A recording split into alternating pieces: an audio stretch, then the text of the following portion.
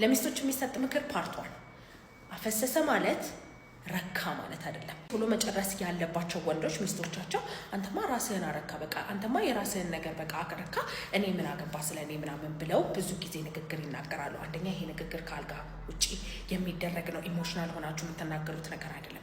ሁለተኛ ፈልገው የሚያመጡት ነገር አይደለም። ኦኬ። ሶስተኛ ደግሞ የመጀመሪያ ዙር ቶሎ መጨረስ አለበት ማለት የምትደነግጭበት ወይ የምትናደጅበት ነገር አይደለም፣ ማለፍ ያለብሽ ነገር ነው። አራተኛ በትክክል ቶሎ መጨረስ ካለበት ለሁለተኛ ዙርም ቶሎ የሚጨርሰው። ቶሎ መጨረስ ያለባቸው ወንዶች ለራሳቸው ራሱ እርካታ የለባቸው። ስለዚህ አንተ ረክተህ የኔን ነገር ሳታስብ ቀረህ የሚባልበት ነገር አይደለም። እሱ ራሱ አልረካም፣ እመኝ አልረካም ማለት ነው። ስለዚህ እንደዚህ አይነት ነገር ተናግሮ አልጋ ላይ ማሸማቀቅ ሳይሆን ችግር ካለ በትክክል ከግንኙነት ውጪ በሆነ ኢንቫይሮንመንት፣ ካልም በሆነ ረጋ ባለ ኢንቫይሮንመንት መነጋገር፣ ከዛ በኋላ መታከም ካለበት ደግሞ መታከም አለበት ማለት ነው። ይህንን ቪዲዮ ለሚስቶቻችሁ ላኩላቸው። እናንተ ደግሞ በስንፈተ ወሲብ መታከም ከፈለጋችሁ ባዮ ላይ ባለው ስልክ ቁጥር ደውላችሁ ቀጠሮ ማስያዝ ትችላላችሁ። ባይ ባይ። ሰላም ዶክተር፣ ባሌ ከልክ በላይ ያማረው ተቸግሬያለሁ፣ ምን ላድርገው?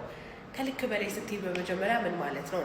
በሳምንት 3-4 የግንኙነት ፍላጎቱ ከፍ ማለቱ ከልክ በላይ አያደርገው፣ ኖርማል ነው። የእነሱ ከልክ በላይ የሚመስለን የእኛ የግንኙነት ፍላጎታችን ያን ያክል ከፍ የሚል ስላልሆነ ነው። ባሎች ግዴታ ከፍ ባለ ቁጥር ሚስቴ ግንኙነት እንድታደርግ ፈልጋለሁ ማለትም ትክክል አይደለም።